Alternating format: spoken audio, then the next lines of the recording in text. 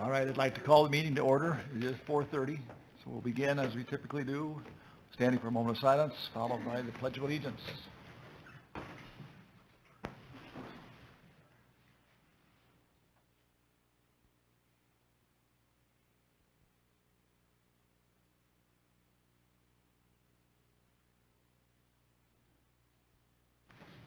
Please join me. I pledge allegiance to the flag of the United States of America and to the republic for which it stands, one nation, under God, indivisible, with liberty and justice for all.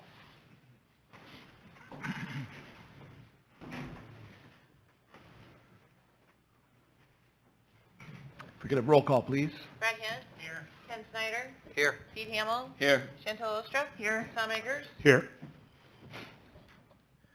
Just to give you somewhat of an idea of what our hopes are to accomplish tonight, we would like to get through all of the director's reports, which is under item 7, and then recap item 8.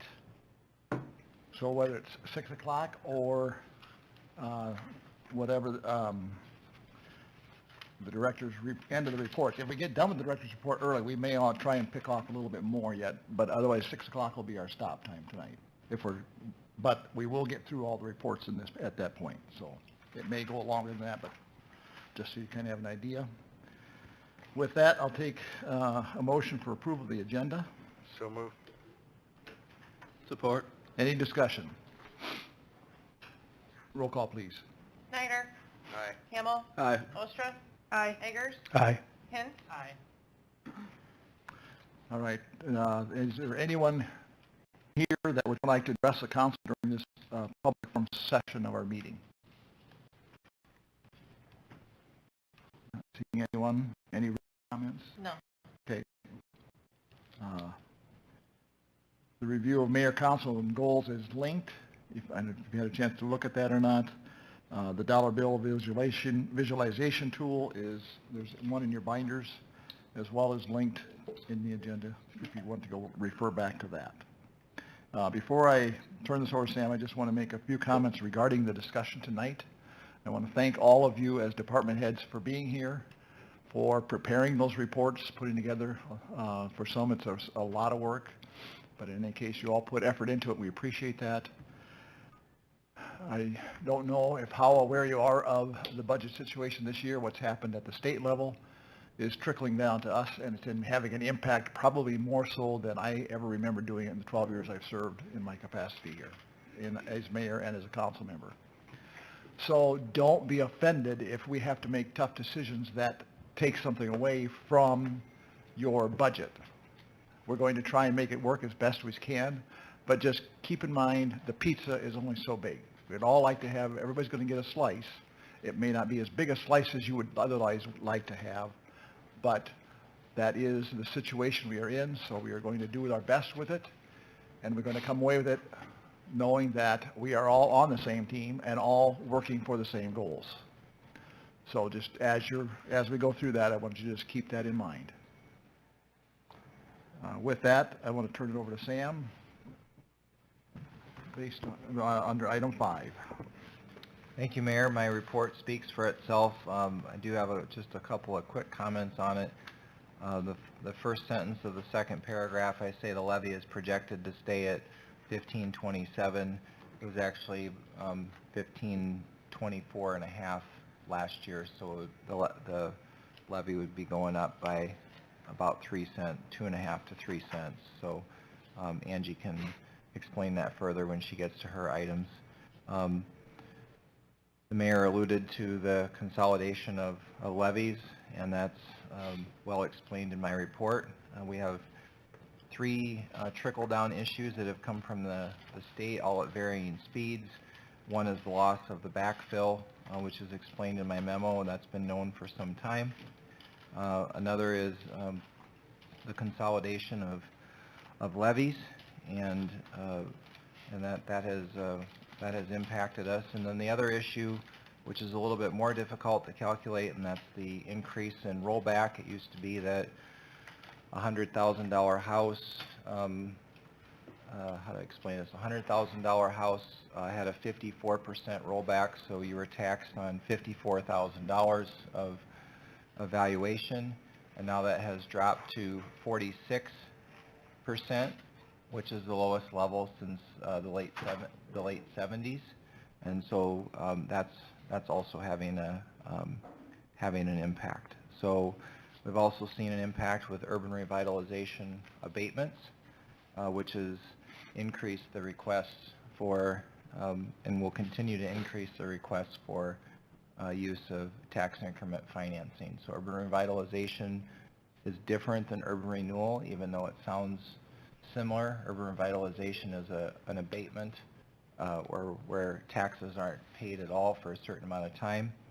And urban renewal is you have a base valuation and then you have improvements and a new valuation, and the taxes on the increased valuation is called tax increment financing, and that can then be utilized for project-specific purposes relating to urban renewal.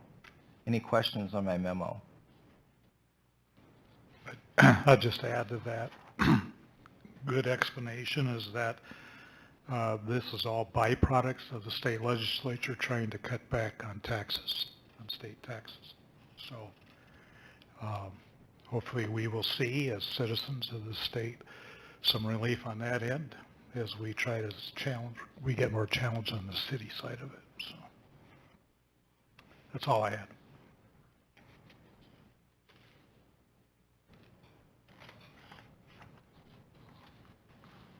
Anyone else?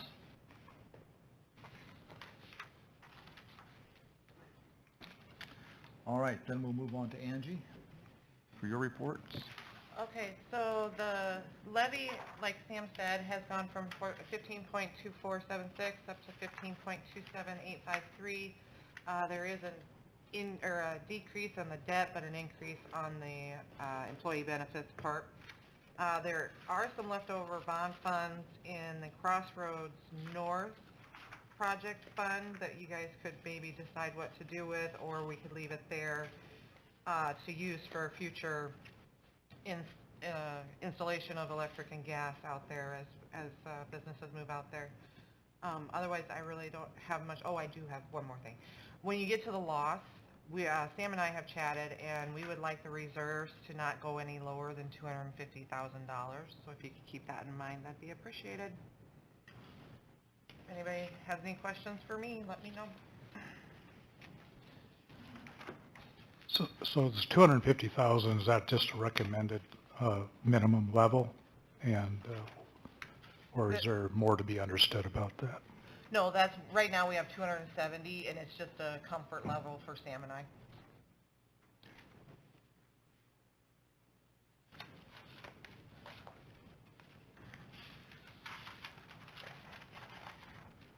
Anyone else?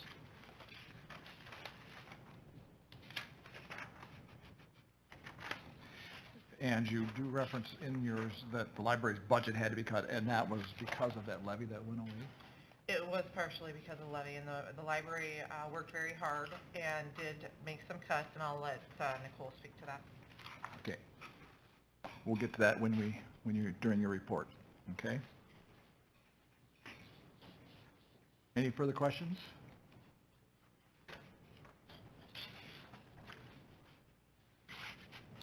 All right, then let's move on to department presentations.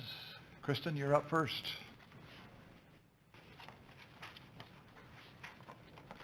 Do it like I do every year, short and sweet to the point, except Lawson. Yep, I brought new scat leadership with us. This is Jared. You all know Jared. Jared is our new assistant director. He started last Thursday after your guys' council meeting on Wednesday. So just to reflect on our budget, I mean, it's all linked. It's linked to your guys' information up there. Just a little highlight. Most of our budget increase on operations is due to inflation. I am requesting a $1 raise per cert level for our members for their hourly on-call pay, and officer increase by 5%, which a total operation budget increase for our budget is 1.23%. So not a big percentage increase, but there is an increase to be noted. Capital improvement plan speaks for itself. That's been our plan for 15 years. It's been increases in some light items due to inflation and cost of our products. Otherwise, it's been this way for quite a while. I will then now open it up for any of the questions that you guys have.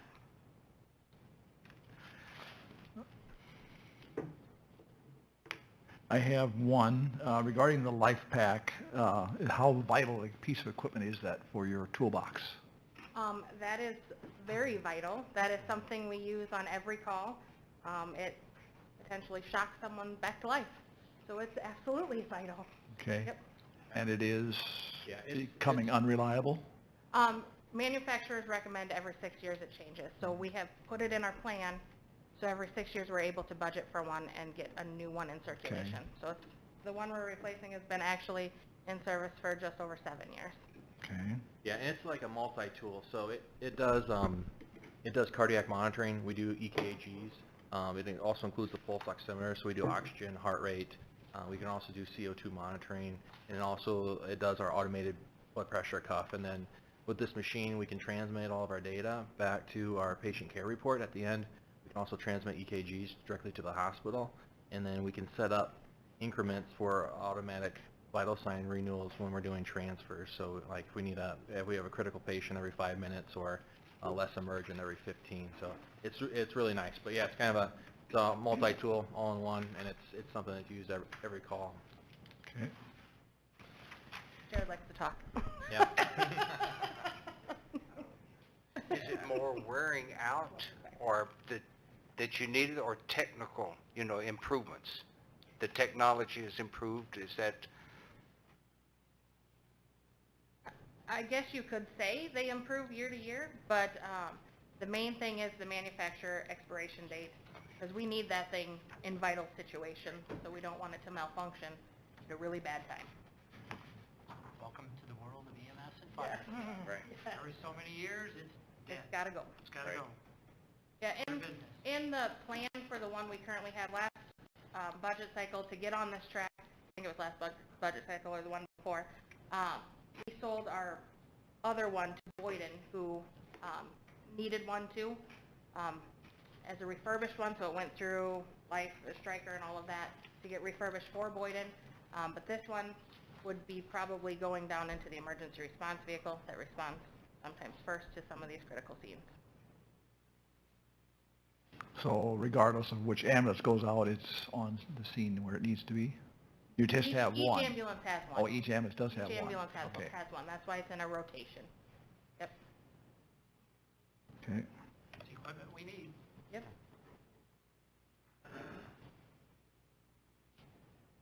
Anything else? Any other questions for Scott?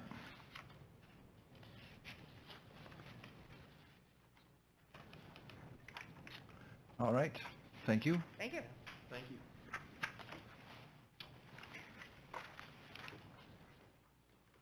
The attorney is not here. He has his report linked, I think. So we'll move on then to Crossroads Pavilion.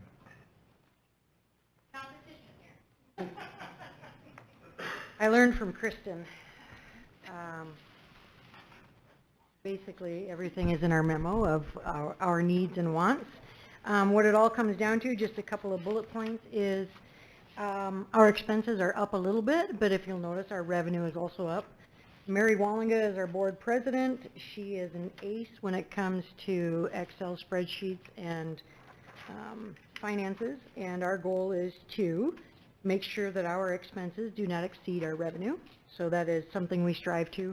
Ways that we're doing that is we've increased our rent for the 2025. We hope the hotel motel tax will come in a little bit more as the second hotel is there. And expenses, we're doing our best to maintain with what we have. And then in our CIP is the storage structure we would like to add someday, and also some kind of landscape wall to the south that will give us division of space. Our board does talk about wants versus needs, and obviously the need is more storage, the want is the aesthetics out back for division of space, but that is something we can slowly work towards, and hopefully in coordination or in conjunction with the rec trail as they plan for things around the rec trail. So, questions? Wait, let me fix my hair. Just kidding, don't do that. I was doing it, that's what I was doing. Well, this morning you would have had an alfalfa, so thank you. Hey, I'm gonna talk with Jeff. So, I do it.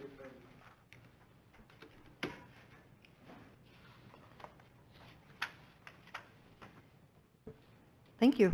And so there's no questions, and may I have a seat? Sure. Thank you. Yes.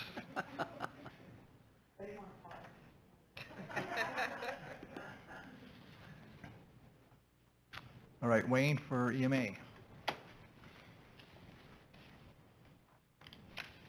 All right, you have my notes there. From a departmental standpoint, we're just looking at changing our member pay structure just a little bit. What we find is that we're the first on, last off as far as a lot of these emergency scenes go. So what most of the emergency services will spend minutes will be there for hours. So we're just looking to see if we can try and compensate some of our members for that, considering they, they all respond in their own personal vehicles, use their own gas, wear and tear, et cetera. So it's not a huge deal, but I thought it would be something that would be of a benefit for our team to help retention with that. The other stuff on here, I'm going to skip number 2 because we're going to come back to that. As far as the stuff that we're looking at doing as far as the dollars go, really just more of the routine items, nothing from a real CIP except for the vehicle element. So currently, right now, EMA has a 2005 Dodge Ram 1500 that just so happened to be a drug seizure, and it just so happened to be yellow. So, I mean, how cool was that, right? Well, that was a decade plus ago, and she's getting old. Likes to do this thing where it just stops running every once in a while. But, of course, every time we bring it to the mechanic, they can't find anything wrong with it. So, the types of things that you see with, almost 20-year-old vehicles. So we definitely have it in our CIP to update that vehicle. We had talked with Chief Birch about maybe as the police department gets their new vehicles, that maybe we could, get some hand-me-downs and get something with a little bit more life on it. Plus, if it's already pre-equipped with a lot of the radio and communication stuff, that will help in regards to the money that we need to spend to keep and maintain this vehicle. And I guess if you do bust somebody with a yellow pickup, then we'll see what we can work on there. But I doubt that lightning is going to strike twice. So I guess, getting in the wants versus needs, it's going to be a need for this vehicle, just for the general safety. But it is still running, and I've started driving it more just so that it continues to run and doesn't sit for long periods of time, try to keep the fluids going and that sort of thing. So we would like to see something happen here in the next couple of years as far as that's concerned. Final thing would be the siren update. The city sirens fall under the purview of Sheldon EMA, and they're getting old. So they're all, I believe they were all replaced in 2001. Am I remembering that correctly? Or 4, yeah, because then one's new. Oh, Thorman Park, yes. How could I forget? So anyway, the original 4 were from 2001, and then we've added on to Thorman Park, and then to the Holiday Inn side as well. And they are DC powered, So basically, they're powered by batteries. It's not an external power source. So we're constantly dealing with dead batteries. We're dealing with blown fuses, and props to Lyle. He's got a lot of duct tape and bubble gum and sweat and all that tied up into making this stuff work. But it's time. We've got one that is at the cemetery that is completely dead, and that needs to be. That's probably the primary issue that we need to address, and it's now the time and that we need to figure out what path we're going to go down as far as our replacement items, so that way we can start getting this stuff, even if it's just one a year, making sure that, they are somewhat in uniform, so that way utilize same parts and that sort of thing. Has that technology changed much? No, it's just a lot of it is more getting away from just the battery based. I mean, the technology has changed where it can do more than a whee. I mean, the newer ones have speakers, so messages could be relayed. But end of the day, the biggest thing is the fact that it's for weather safety. And so as long as it's loud and it's annoying enough for you to do something like go to the basement, that's what we're looking to cover. So we would like to see that cemetery siren be replaced. We're looking at, attached a quote, it was somewhere in the neighborhood of about $30,000 per siren to replace those. We would need, it's going to change slightly a little bit based on where they are at, some can use the existing poles, some, like with the cemetery, it needs a new pole because it's all rotted out. But then at that time, we want to look at actually hardwiring these with AC power, so we're not having to deal with dead batteries and all those maintenance issues. And Question, if we lose electricity, what do we do? they will have battery backup. Okay. But it's not the primary driver. So that's, especially when you get through the winter, the battery, you try and keep them charged up. I don't even know what all they do to try and, as far as maintaining those batteries. But so if there's trickle chargers, that must mean that there's power somewhere.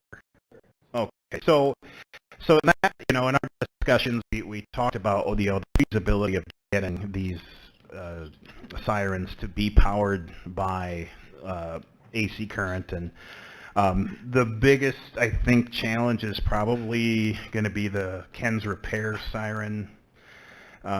We had talked about maybe moving that across the street over maybe in the brew house area to try and utilize some existing infrastructure, but I think probably that's a conversation that will happen later on. I think right now, as far as addressing immediate needs go, we would want to make sure that we get that siren done, at least one done, and then look at kind of where we're at after that. So I'll stand by for any other questions.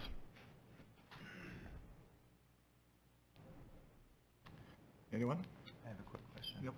Wayne, I have a quick question, and I apologize for not asking this before, but I was looking at the wage line item, so with the switch from per call to per hour, which is understandable, do you think we have enough built into to wages? Because it looks to me like the wage budget for next year is $12,000 and the current budget was $11,000. That's tough, right? Because it's all situationally dependent. So we've never expended our full budget. So as far as wages go, so I am erring on, I guess, maybe more the conservative side, just looking at what our call volumes are. Now, the majority of our calls are going to be, like if it's weather, or something something simple, then that won't change much, because instead of a $15, you'd be 20. So that's not a huge deal. It's just for those 3 or 4 or 5 a year that we're out there for 8 hours plus, that that would be the big change. So it's tough to say because it's all there's no way to forecast exactly how much you'll be needed or you'll be called or we've had a couple of really inactive weather seasons, so that's really kept our call volume low, but we're still in the 160 call per year category, and that's calls and meetings too, so I don't want to overinflate it, but yeah, I guess I'm okay with where it's at. I'm not too worried, but then again, it's the unknown, right? So On a normal year, you'd be all right. yeah, Hearing that right? yeah, yeah. I mean, we can't plan for the catastrophe, but. Right. And, we have, the way that our structure is now, and just with the members that we have now, there's kind of a dedicated group that are able to respond during the day. And then obviously we have a lot more at night. It's just kind of the nature of the beast that people either work out of town or can't get out of work or what have you. So with, I would say, more of our calls happening during what I would call the work day, that would be, it's fewer active members available for those, so you wouldn't have as many responding as what you would at night, and typically those long ones are the, I shouldn't say that. I mean, we've had long ones during, snowstorms where it's been several hours, blocking traffic after a fatality or something like that. So it's really tough to say, and it's me throwing darts against the wall and seeing what sticks or whatever.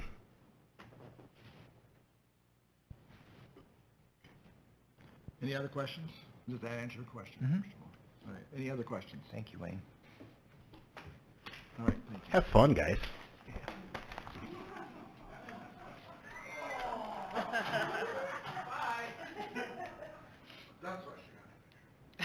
All right, fire, is that you, Brad? Yep.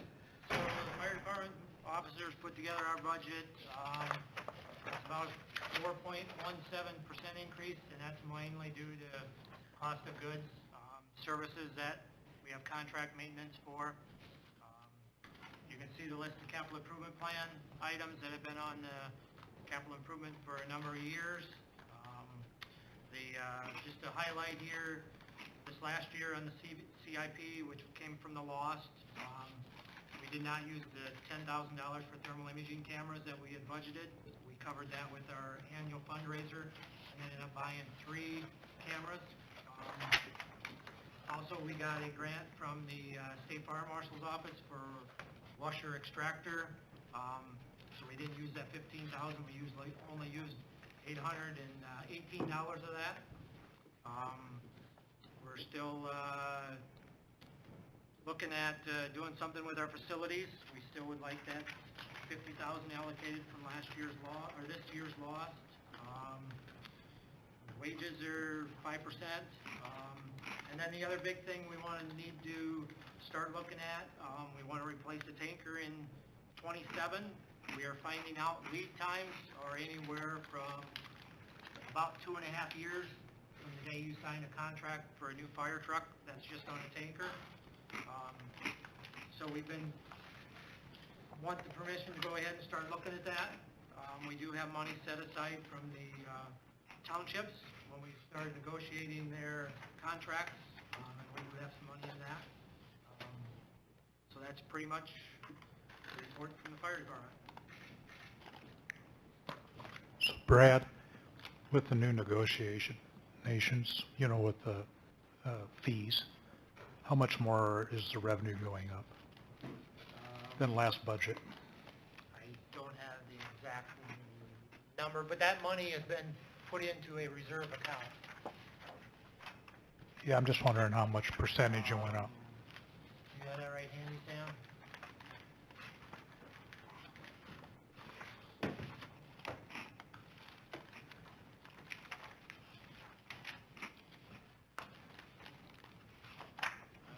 So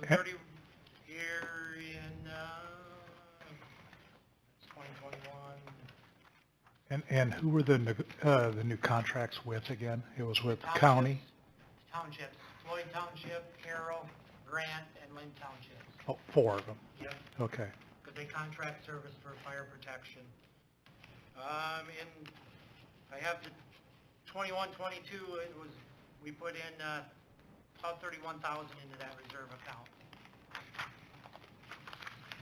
That's the number I can find right handy. And that reserve account then is for what? Set aside for capital improvement, as in vehicles.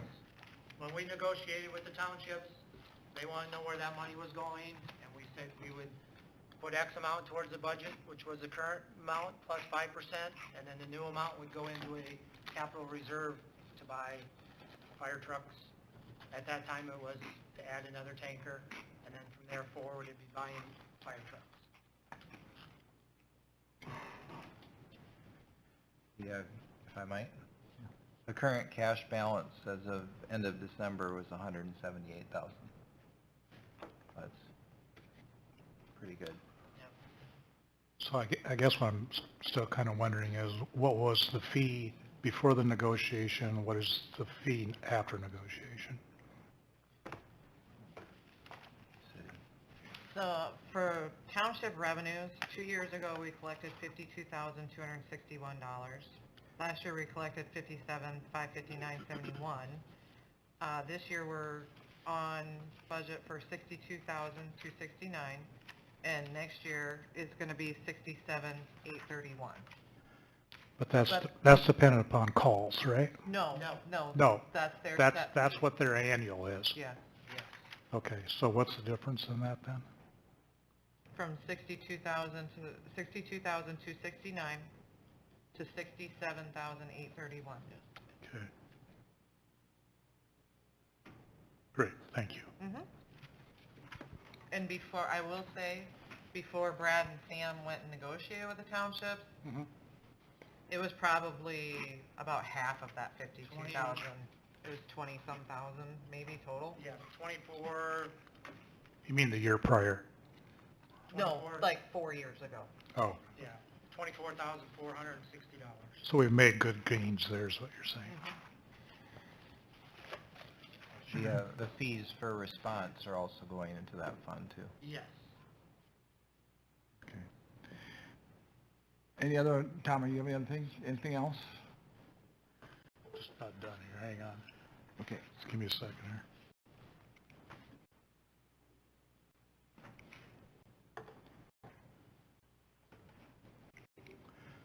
So that's a 9% increase. So, very good, thanks.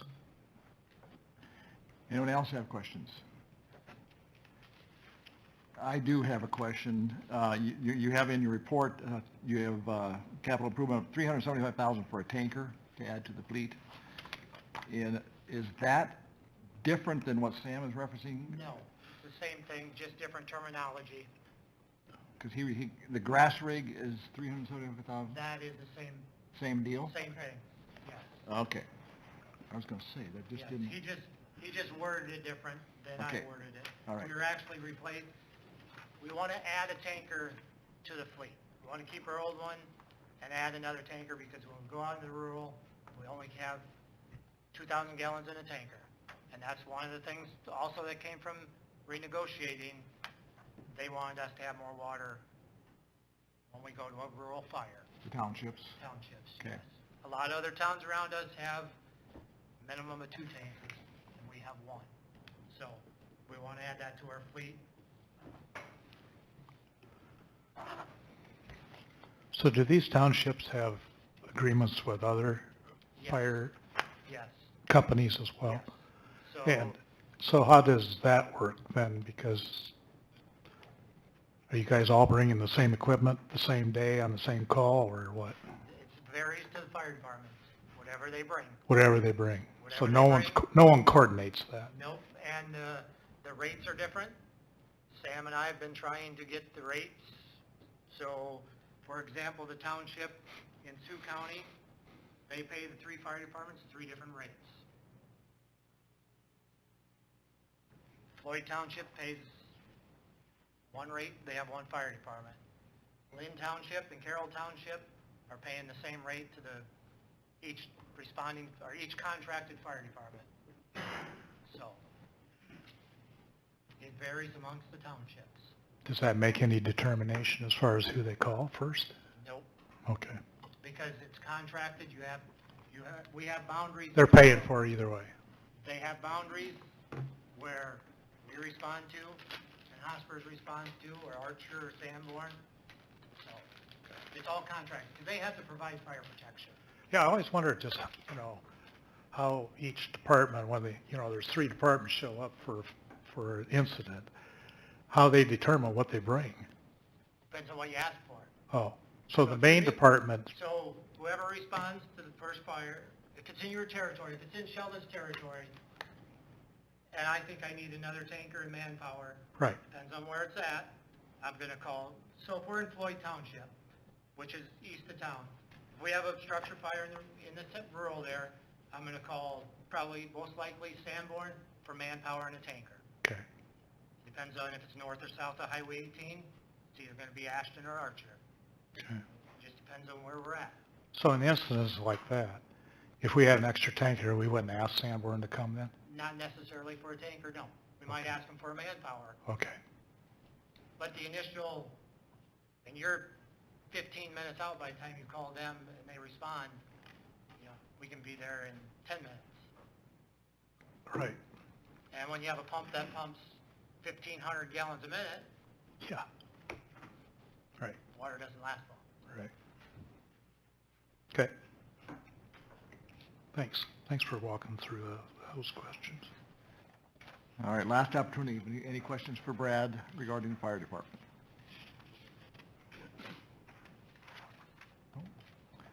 All right, then let's move on to library. Nicole?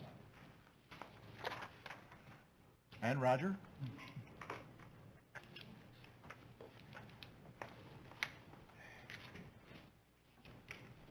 I was taking a look at your packet. I'm not sure you got my updated memo. It looks like maybe the memo you have in your packet is still requesting additional funds. It's dated December 22nd. Okay, so I have sent out an updated memo this afternoon, which unfortunately doesn't look like it was published. I apologize for the lateness. Due to the levy getting cut, we had some last minute, as you know, changes in our budgeting. So I will just go over the memo that I did send out, just kind of an overview of what our budget is looking like. You're So, referencing the one you sent out today or the one that's in our books? Now, when you say the memo I sent out. I have a copy of the memo that I sent out today. Okay. So I will just briefly go over that. You can ignore the memo that is in your packet. So, could we take a couple minutes and make copies of that? So we have, Absolutely. okay. Okay. I'm just saying it'd be a lot easier than Yeah.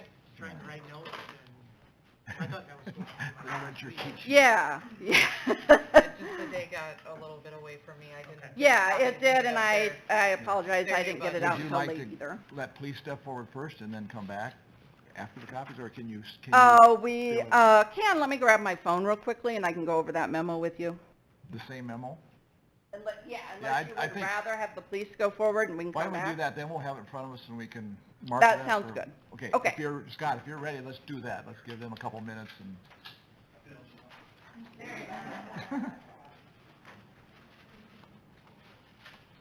I too did change mine a few times, but I think you guys got the most recent one. You'd be happy too to notice that the changes I did make for our department were actually decreases. So if you look at our overall budget, it's basically a 3% increase. Our CIP is actually down compared to where it was last year. And I think we trimmed it pretty good to where we need to be. You guys have it in front of you. Is there any questions? It's an easy one. What is GTSB? The click it or ticket, Governor's Traffic Safety Bureau. Governors, okay. Traffic Safety Bureau, yep. So that's your click it or ticket. So we've done equipment from them in the past. Right now, our budget is, our grant from them is for overtime. Okay. So I think, I can't remember, like $4,000, I think we Yeah. contracted with them for.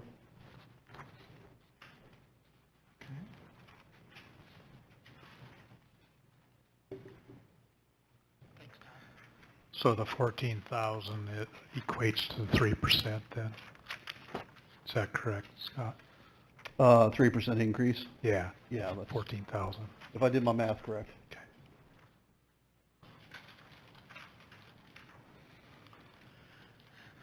Basically, a few things we moved around and trimmed a few, but added a few, you know, just with cost of inflation. Mainly repairs, software, things like that. Sure. Okay.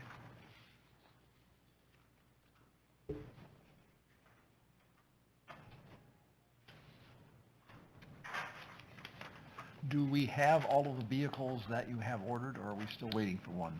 Waiting for one. So, the one that we put off until December to order is in the works, but Yeah. I don't know when that'll come. So that doesn't really show up in this, or does it? No, show up that, here? that was on last year's, Yeah. or I should say this current year. Okay.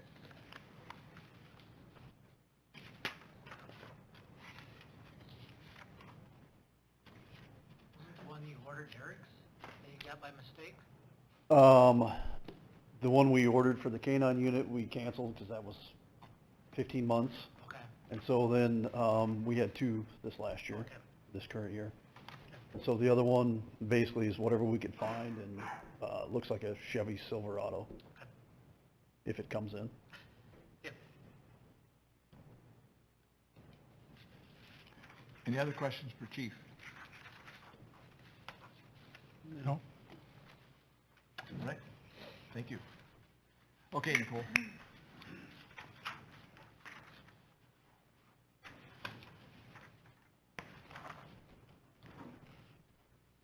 Okay, thank you.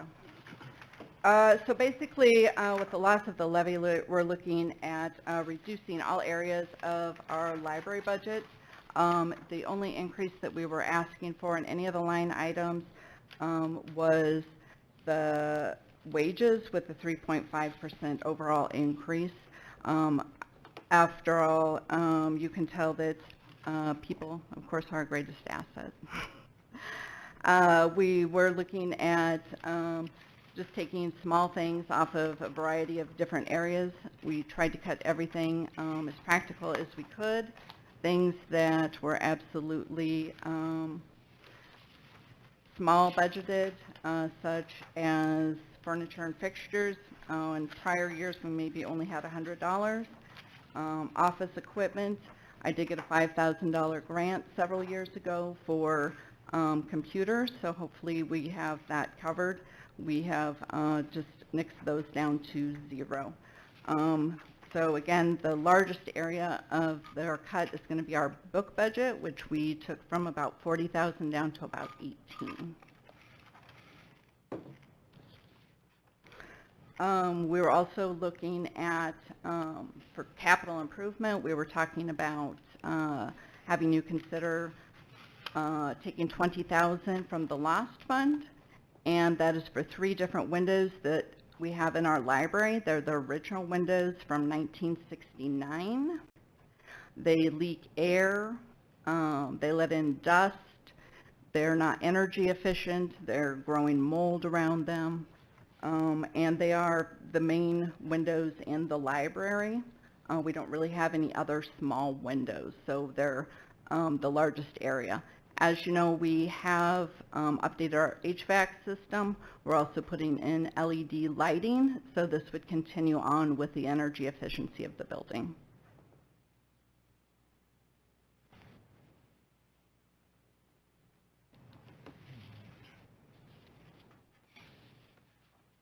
Any other questions for Nicole?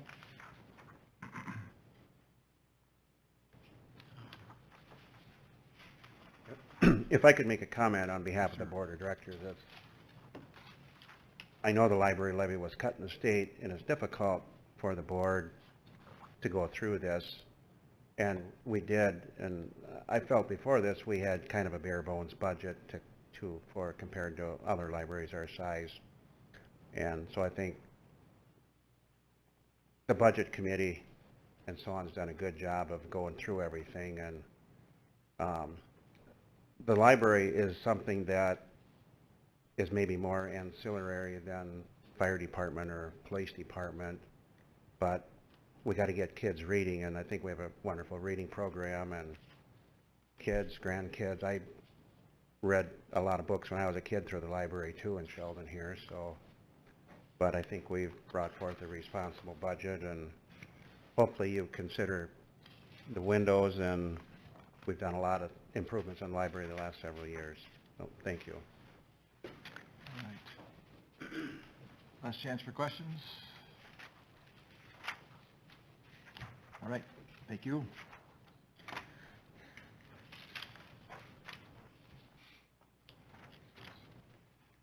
Anyone here to report for the airport?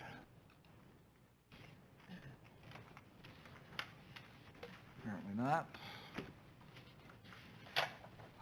Anything you want to comment on? Todd, anything you want to say regarding the airport?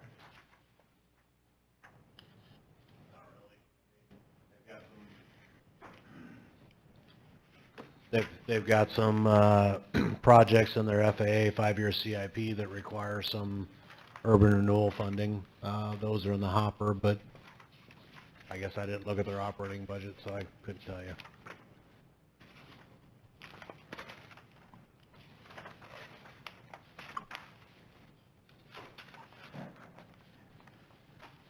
If I might. Yes, please. And Tom, feel free to, do you have anything? I would just say from the board's perspective, we're kind of in a rebuilding. We've had quite a bit of turnover on the board. We have now elected to partner and work with a new engineering firm. And so I think our direction as the board for the airport is moving more towards securing a vision long-term. And then from that vision, then we'll start to look at what the CIP really needs to look like out there. So I would just say that general statement. So I would think that moving forward with the operational budget shouldn't be too much different than what it was last year. So, is that what you're seeing? Correct? Okay, so that. What they turned in, yeah. I guess one final thought would be their revenues should be up slightly because their new farm lease that's right. It was renegotiated. That's correct. Yeah, it's going to bring in an additional, I don't remember, $7,000-$10,000 a year or something like that. Good. Good to hear. So.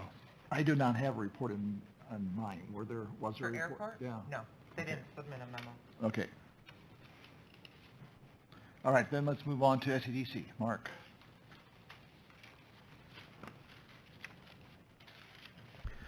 Thank you for your time. I think my memo kind of outlines things. I'll just give you a few points of color commentary to the memo. As you know, previously the city has supported the operations of the SEDC in 3 ways: paying 100% of the executive director's benefits, $45,000 in addition to the benefits I just mentioned, then a $10,000 annual payment to offset some medical insurance for the remaining staff. So the total of those 3 things have been $105,000. The model that our board has looked at for the upcoming year, I'll use the word redesigned. I think restructuring would be a little too dramatic, but would be as follows. All the benefits would be purchased and paid by SCDC dollars, and no longer would any of the 3 members, i.e. the executive director, piggyback off city benefits. It would be a unified plan for all 3 members. We think this would enhance morale, retention, and provide health insurance where currently there is no health insurance provided for full-time people other than the executive director. So to do all that results in a request from the city of $130,000. That compares to the $105,000, which currently you're funding now, so that'd be an increase of $25,000. Those health insurance that we're adding would be more than that 25, but the SCDC is able to absorb some of that cost by reconfiguring salaries and doing some work in the budget itself. So that's the request from the city, is the 130 versus the 105, and the second component of the request is just a I shouldn't say just, it's an important continuation of the storefront. Currently you've funded $20,000, the request would be the same. That storefront is a wonderful program. It's a great talking point for businesses, both new and current businesses, and it helps to certainly enhance the looks of the storefronts and tuck pointing and some of those things that are so important in the appearance of our buildings, downtown and otherwise. So that concludes my remarks. I'd be happy to answer any questions. Any questions for Mark?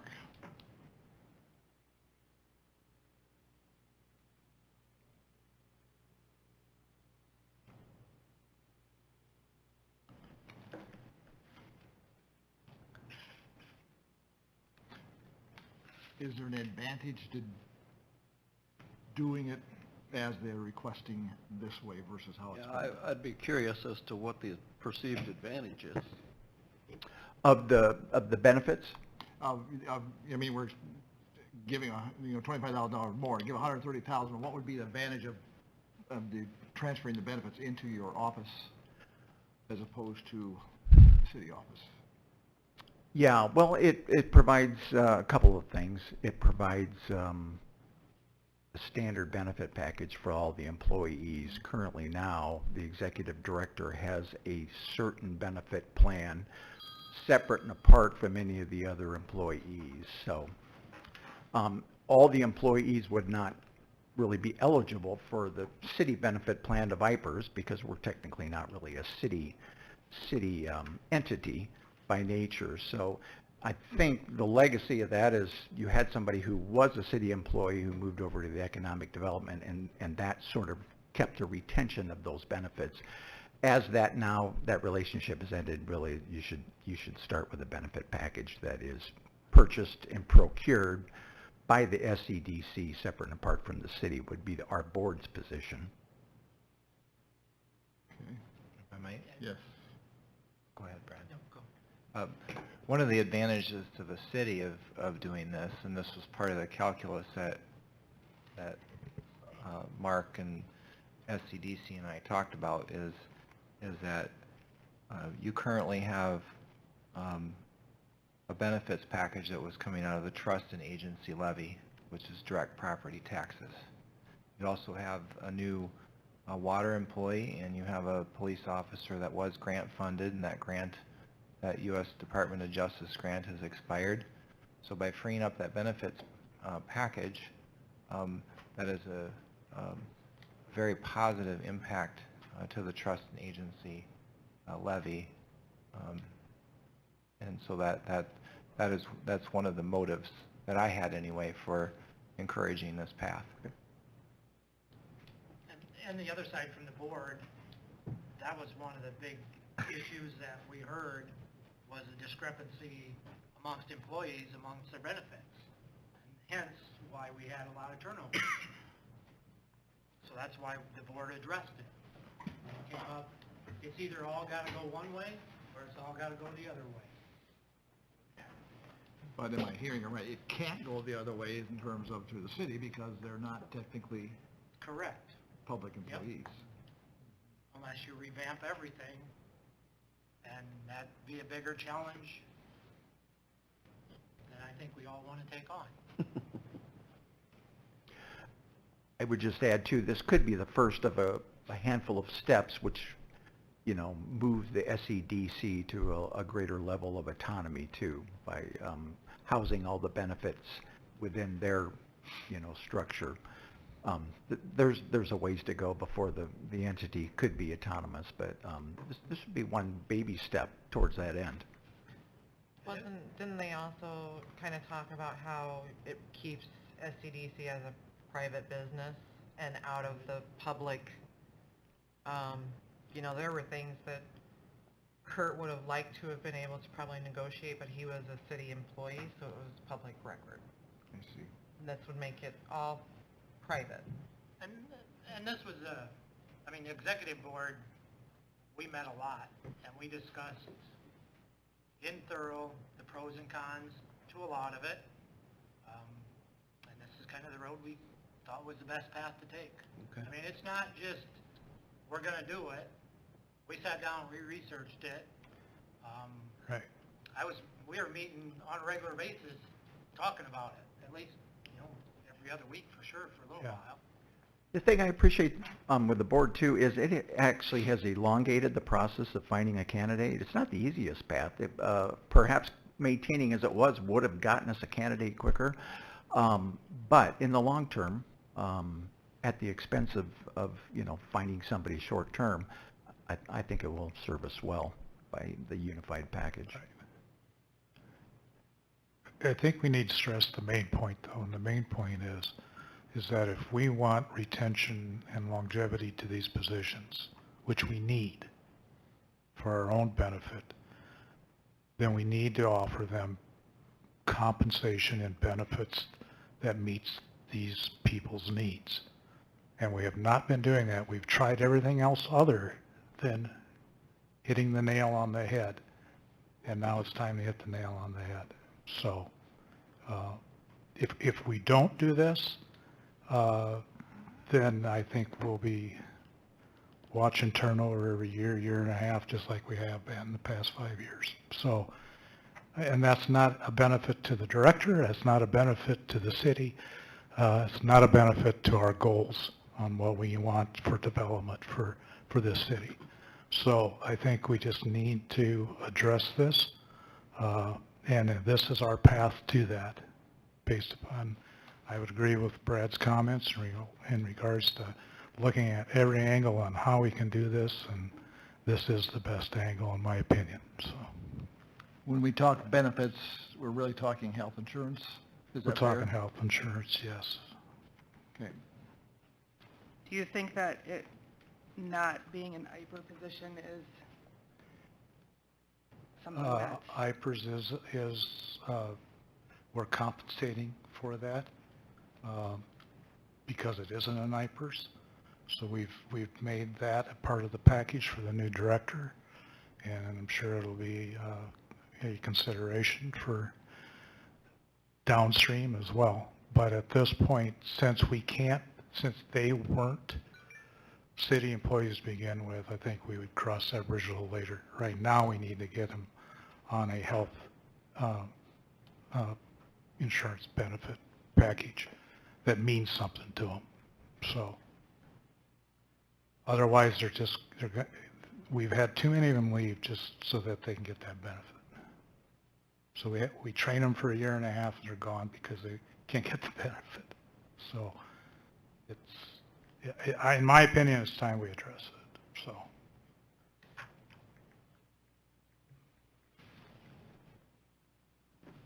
Okay, any other questions? If I might. Yes. Do we maybe we should briefly address the discussion that we've had on the land sales. And because there's a resolution that you and I are working on, and we've been really busy and we haven't gotten to it yet, but where instead of and it was modeled after the land that we bought over at the Floyd, and we've kind of applied that standard, that payback standard. I think is what, $15,000 an acre comes back to the city and the rest to SCDC, and technically that only applied to those parcels, but traditionally it's been applied to the rest. And so what's happened is that we've had SCDC hasn't been as able to purchase land or make some of their own financial decisions because of the way that's been set up. Now that's been an advantage for Todd and I, because we've been able to use those proceeds for public works related items. But I think maybe we should talk about that briefly, because that's coming forward soon, and we don't want anybody to be surprised by that. But the other advantage to doing that is instead